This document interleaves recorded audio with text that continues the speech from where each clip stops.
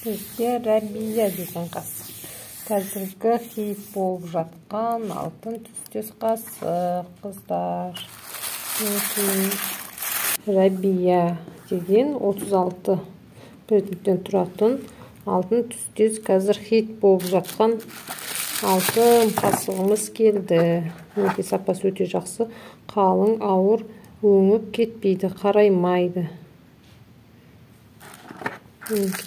Мына жерде кішкентай қасықтар тұрады. Мына жерде вилкасы.